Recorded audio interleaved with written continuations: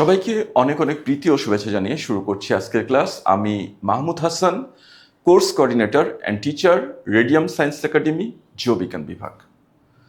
সুপ্রিয় শিক্ষার্থী, আমরা পড়েছিলাম রক্তের বৈশিষ্ট্য, রক্তের কাজ। আজকের ক্লাসে আমরা পড়ব রক্তের উপাদান সম্পর্কে, শ্বেত রক্তকণিকা সম্পর্কে। শ্বেত রক্তকণিকা ইংলিশে আমরা বলি WBC, হোয়াইট ব্লাড কর্পাসেল, এবং গ্রিক ভাষায় একে বলা হয় লিউকোসাইট। গ্রিক শব্দ লিউকোস অর্থাৎ বর্ণহীন, আর কাইটোস শব্দের অর্থ হলো কোষ। দুয়ে মিলে লিউকোসাইট। বাংলায় আমরা বলি শ্বেত রক্তকণিকা। মানবদেহের যে রক্তকণিকা বর্ণহীন, নিউক্লিয়াসযুক্ত এবং অনিয়ত প্রকৃতির, তবে সেই বিশেষ রক্তকণিকা হলো শ্বেত রক্তকণিকা। আর এই কণিকাগুলোই মূলত আমাদের প্রতিরক্ষায় সবচেয়ে গুরুত্বপূর্ণ ভূমিকা পালন করে। এরা ফ্যাগোসাইটোসিস প্রক্রিয়ায় জীবাণু ভক্ষণ করতে পারে। এরা অ্যান্টিবডি সৃষ্টি করে আমাদের রোগ প্রতিরোধ ক্ষমতা বাড়ায়। সুপ্রিয় শিক্ষার্থী, এবার আমরা জানব শ্বেত রক্তকণিকার পরিমাণ সম্পর্কে। ওই যে সেই জায়গাটুকুই, প্রতি ঘন মিলিমিটার, যেখানে আমরা লোহিত রক্তকণিকা পড়েছি লক্ষের হিসাবে, এখানে আমরা শ্বেত রক্তকণিকা পাব মাত্র 4 থেকে 11,000। গড়ে আমরা ধরি প্রতি ঘন মিলিমিটারে শ্বেত রক্তকণিকার পরিমাণ 7,500। তাহলে আমরা এটাই বলতে পারি লোহিত রক্তকণিকার সাথে তার অনুপাত হলো 600:1। আমাদের আগের এডিশনের বইয়ে ছিল 700:1। যাই হোক, আমাদের নতুন বইয়ে এই 600:1 অনুপাতটি দেয়া আছে। তোমরা এই অনুপাতটি মনে রাখবে। শ্বেত রক্তকণিকা স্বাভাবিকের চেয়ে মাত্রা যদি বেশি থাকে, 25% মাত্রা যদি বেশি থাকে, তাকে বলা হয় লিউকোসাইটোসিস। এবং যদি 25% কম থাকে, স্বাভাবিকের চেয়ে কম থাকে শ্বেত রক্তকণিকা, তাকে বলা হয় লিউকোপেনিয়া। আবার যদি এমন হয় অস্বাভাবিক কোষ বিভাজনের মাধ্যমে শ্বেত রক্তকণিকার পরিমাণ গড়ে ছিল কত 7,500, কিন্তু এর চেয়ে অনেক বেশি মাত্রায় বেড়ে গেছে, তখন তাকে আমরা বলি লিউকোমিয়া। হ্যাঁ, শ্বেত রক্তকণিকা যদি অধিক মাত্রায় বেশি হয়ে যায়, লিউকোমিয়া, ইহা হলো এক ধরনের বিশেষ ব্লাড ক্যান্সার। তাহলে সুপ্রিয় শিক্ষার্থী, এবার চলো আমরা জানি শ্বেত রক্তকণিকার প্রকারভেদ সম্পর্কে। শ্বেত রক্তকণিকার ভিতরে বিশেষ দানাদার উপাদান বিদ্যমান। এই দানাদার উপাদান যদি থাকে, হ্যাঁ, আবার কিছু কিছু শ্বেত রক্তকণিকা রয়েছে যাদের মধ্যে এই বিশেষ দানাদার উপাদান থাকে না। তাহলে এই দানাদার উপাদানের উপস্থিতি এবং অনুপস্থিতি, এর উপর ভিত্তি করে শ্বেত রক্তকণিকাকে আমরা দুই ভাগে ভাগ করতে পারি: দানাদার বা গ্র্যানুলোসাইট এবং অদানাদার বা অ্যাগ্র্যানুলোসাইট। প্রথম চলো আমরা জানি দানাদার শ্বেত রক্তকণিকা সম্পর্কে। ইহা 3 রকমের: নিউট্রোফিল, ইউসোনোফিল ও বেসোফিল।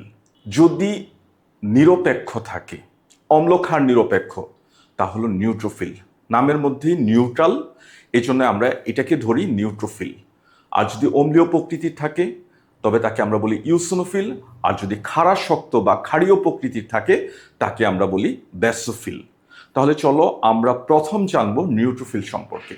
এই শ্বেত রক্তকণিকার পরিমাণ সর্বাধিক। মোট শ্বেত রক্তকণিকার 40 থেকে 60% শ্বেত রক্তকণিকাই হলো এই নিউট্রোফিল প্রকৃতির। চলো তাদের কিছু বৈশিষ্ট্য জেনে আসি। এরা হলো 2 থেকে 5 খণ্ডক বিশিষ্ট নিউক্লিয়াসধারী। এদের ব্যাস 12 থেকে 15 মাইক্রোমিটার এবং আয়ুষ্কাল হলো 2 থেকে 5 দিন। এরা মূলত ফ্যাগোসাইটিক। তারা ফ্যাগোসাইটোসিস প্রক্রিয়ায় কার্বন কণা, ব্যাকটেরিয়া সহ বিভিন্ন অণুজীব ভক্ষণ করতে পারে। এরা যখন আকারে বড় হয়, জীবাণুর কাছে গেলে এরা ডায়াপ্যাডোসিস প্রক্রিয়ায় এরা রক্তনালী ভেদ করে ক্ষতিগ্রস্ত স্থান বা আক্রান্ত স্থানে গিয়ে আকারে বড় হয়ে যায়। তাহলে এর কাজ আগে বলেছি, এরা ফ্যাগোসাইটোসিস প্রক্রিয়ায় জীবাণু ভক্ষণ করে। দ্বিতীয়, ইউসোনোফিল। এরা মোট শ্বেত রক্তকণিকার 2 থেকে 4% এবং এরা ইউসিন রঞ্জকে লাল বর্ণ ধারণ করে। আগেই বলেছি এরা অম্লীয় প্রকৃতির। এদের নিউক্লিয়াস 2 খণ্ডকযুক্ত এবং এদের গড় ব্যাস 12 থেকে 17 মাইক্রোমিটার। এদের আয়ুষ্কাল 8 থেকে 12 দিন। ব্যাসোফিল, আগেই বলেছি ব্যাসোফিল নামটা কিন্তু বেস থেকে এসেছে, অর্থাৎ এরা ক্ষারাসক্ত বা ক্ষারীয় প্রকৃতির। এরা ইউসিন রঞ্জকে নীলবর্ণ ধারণ করে। এদের পরিমাণ হলো 0.5 থেকে 1%। এদের নিউক্লিয়াসও 2 খণ্ডকযুক্ত ও বৃক্কাকার। এদের বেশ 12 থেকে 15 মাইক্রোমিটার এবং এদের আয়ুষ্কালও 12 থেকে 15 দিন। এবার চলো আমরা জানি দানাবিহীন বা অ্যাগ্রানুলোসাইট প্রকৃতির শ্বেত রক্তকণিকা সম্পর্কে। এদের মধ্যে রয়েছে মনোসাইট। এদের নিউক্লিয়াস হলো গোল বা বয়োবৃদ্ধির সাথে সাথে এরা গোলাকার থেকে বৃক্কাকার বা অশ্বক্ষুরাকৃতির রূপ ধারণ করে। এদের পরিমাণ হলো মোট শ্বেত রক্তকণিকার 2 থেকে 8% এবং এদের ব্যাস হলো 12 থেকে 20 মাইক্রোমিটার। এবং এরাও কিন্তু ফ্যাগোসাইটিক প্রকৃতির, অর্থাৎ ফ্যাগোসাইটোসিস প্রক্রিয়ায় ব্যাকটেরিয়া সহ কার্বন কণা ইমিউন কমপ্লেক্স বক্ষণ করে। সর্বশেষে দানাবিহীন আরেক ধরনের শ্বেত রক্তকণিকা যাকে বলা হয় লিম্ফোসাইট। চলো এই লিম্ফোসাইট সম্পর্কে জানি। এদের নিউক্লিয়াস হলো গোল, অপেক্ষাকৃত বড়, অখণ্ডায়িত। এদের সাইটোপ্লাজম কম থাকে, কোষের মধ্যে সাইটোপ্লাজমিক উপাদানের পরিমাণ কম থাকে। এরা 3 ধরনের হয়ে থাকে: টি লিম্ফোসাইট, বি লিম্ফোসাইট ও এনকে সেল, ন্যাচারাল কিলার সেল। এরা অ্যান্টিবডি সৃষ্টির মাধ্যমে রোগ প্রতিরোধ ক্ষমতা বৃদ্ধি করে। এই লিম্ফোসাইটকে এই জন্যই বলা হয় আমাদের দেহের প্রতিরক্ষাকারী সৈনিক। সুপ্রিয় শিক্ষার্থী, এবার চলো আমরা শ্বেত রক্তকণিকার সামগ্রিক কাজ সম্পর্কে ধারণা নিই। শ্বেত রক্তকণিকার প্রথমেই যে কাজটি সম্পর্কে বলা যায় তা হলো ফ্যাগোসাইটোসিস। আমি আগেই বলেছিলাম 2 ধরনের ফ্যাগোসাইটিক কোষ রয়েছে। এর মধ্যে রয়েছে নিউট্রোফিল ও মনোসাইট। আর মনোসাইট আকারে বড় হলে তাকে আমরা বলি ম্যাক্রোফেজ। তাহলে সুপ্রিয় শিক্ষার্থী, তোমরা মনে রাখবে এভাবে ফ্যাগোসাইটিক কোষ 3 ধরনের, 2 ধরনের না 3 ধরনের হিসেবে মনে রাখবে: ম্যাক্রোফেজ, নিউট্রোফিল ও মনোসাইটস। তারা কি করে? ফ্যাগোসাইটোসিস প্রক্রিয়ায় জীবাণু বক্ষণ করে। আমরা যখন 10ম অধ্যায় পড়ব এই ফ্যাগোসাইটোসিস প্রক্রিয়াটি বিস্তারিতভাবে জানব। আপাতত আমরা এইটুকুই মনে রাখি, এই 3টি কোষ হলো 3 ধরনের শ্বেত রক্তকণিকা: ম্যাক্রোফেজ, নিউট্রোফিল ও মনোসাইটস। তারা হলো ফ্যাগোসাইটিক প্রকৃতির। লিম্ফোসাইট সম্পর্কে বলেছিলাম, lymphocyte, T lymphocyte, B lymphocyte, এরা অ্যান্টিবডি সৃষ্টি করে রোগ প্রতিরোধ ক্ষমতা বৃদ্ধি করে। আর এই জন্যই এদেরকে বলা হয় আমাদের শরীরের আণুবীক্ষণিক সৈনিক, অতন্দ্র প্রহরী। তারা সর্বদা সজাগ থেকে আমাদের দেহকে রোগ প্রতিরোধী করে তোলে। ব্যাসোফিল হ্যাপারিন সৃষ্টি করে, রক্ততঞ্চনের বিরুদ্ধে কাজ করে। আমাদের নালীর ভিতরে রক্ত জমাট বাঁধে না কেন? এই হ্যাপারিনের ক্রিয়ার জন্য। তাহলে আমরা কি জানলাম? ব্যাসোফিল হ্যাপারিন সৃষ্টি করে। নিউট্রোফিল হিস্টামিন তৈরি করে। হিস্টামিন হলো এক ধরনের উদ্দীপনা সৃষ্টিকারী রাসায়নিক উপাদান। জীবাণু যদি আমাদের শরীরে প্রবেশ করে, এই হিস্টামিন কি করে? এক ধরনের রাসায়নিক সাড়া প্রদান করে। ফলে তখন ফ্যাগোসাইটিক কোষ উক্ত স্থানে গিয়ে জীবাণু ধ্বংসে ভূমিকা রাখে। নিউট্রোফিল বিষাক্ত দানা জাতীয় জীবাণুকে বক্ষণ করে। ফ্যাগোসাইটোসিস প্রক্রিয়ায় দানা জাতীয় জীবাণুগুলোকেও সে বক্ষণ করতে পারে, যেমন কার্বন কণা, তারা বক্ষণ করে থাকে। সর্বশেষে ইউসনোফিল কৃমির লার্ভা ও অ্যালার্জিক অ্যান্টিবডি সৃষ্টিতে সাড়া প্রদান করে। তাহলে এই ছিল শ্বেত রক্তকণিকার সামগ্রিকভাবে কাজ। বিভিন্ন শ্বেত রক্তকণিকা ধরে আমি আলাদা আলাদা কাজ সম্পর্কে আলোচনা করেছি। সুপ্রিয় শিক্ষার্থী, এই কাজগুলো খুব ভালো করে মনে রাখবে। এখান থেকে বোর্ডে সবসময় এমসিকিউ থাকে এবং ভর্তি পরীক্ষাতেও এই শ্বেত রক্তকণিকা সম্পর্কে সবসময় পরীক্ষায় দেখা গেছে সবসময় এখান থেকে প্রশ্ন থাকে। এবার আমরা জানব তৃতীয় রক্তকণিকা, যাকে আমরা বাংলায় বলি অনুচক্রিকা, ইংলিশে বলি প্লাটিলেট, আর গ্রিক ভাষায় বলা হয় থ্রম্বোসাইট। সৃষ্টি অস্থির লাল অস্থি মজ্জা থেকে, বিশেষ স্টেম সেল মেগাক্যারিওসাইট থেকে এই অনুচক্রিকা বা প্লাটিলেট সৃষ্টি হয়। এরা 1 থেকে 4 মাইক্রোমিটার ব্যাস বিশিষ্ট অনিয়ত আকৃতির ঝিল্লিধারী, সামান্য সাইটোপ্লাজম বিশিষ্ট এবং নিউক্লিয়াসবিহীন একটি বিশেষ রক্তকণিকা এই অনুচক্রিকা।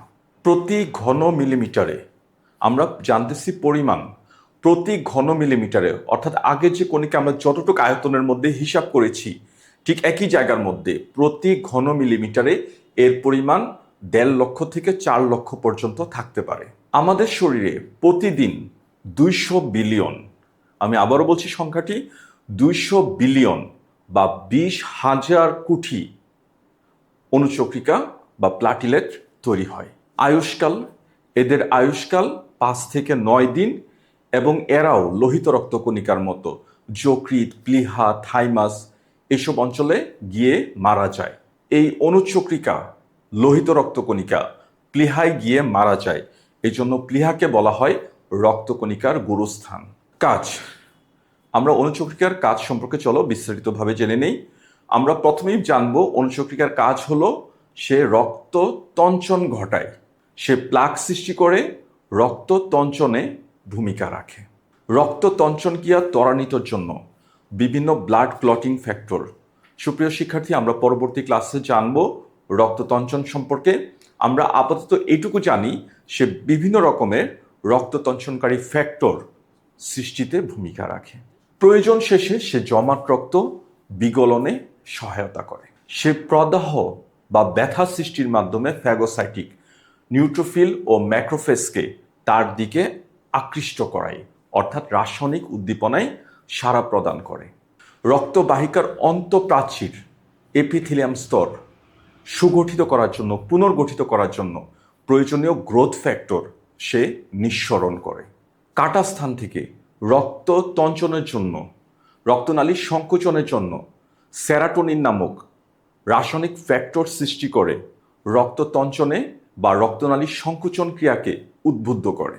তবে তার একটি নেগেটিভ সাইডও রয়েছে, যেমন যদি অনুচক্রিকা বেড়ে যায় তাহলে রক্ত তঞ্চিত হয়ে নালীর ভিতরে রক্ত তঞ্চন ক্রিয়া বেঁধে হার্ট অ্যাটাক বা স্ট্রোক, বুকের ভিতরে হার্টের ভিতরে রক্তনালী বন্ধ হয়ে যায়, তখন হার্ট অ্যাটাক ক্রিয়া ঘটায় এবং ব্রেনের মধ্যে যদি ওইখানে যে সূক্ষ্ম সূক্ষ্ম রক্তনালী রয়েছে ওই জায়গায় যদি রক্ত জমাট বাঁধায় তখন স্ট্রোক হওয়ার সম্ভাবনা দেখা যায়। তাহলে এইভাবে সে দুই নেগেটিভ কাজও সে করে থাকে। যাই হোক, আমরা 3 ধরনের রক্তকণিকা সম্পর্কে বিস্তারিত অনেক তথ্য জেনে নিলাম। সুপ্রিয় শিক্ষার্থী, এই তথ্যগুলো তোমাদের খুব ভালো করে মনে রাখতে হবে এবং এখান থেকে সবসময় পরীক্ষাতে বলো, বোর্ড পরীক্ষাতে বলো, ভর্তি পরীক্ষাতে বলো, সবসময় কিন্তু এখান থেকে প্রশ্ন আসে।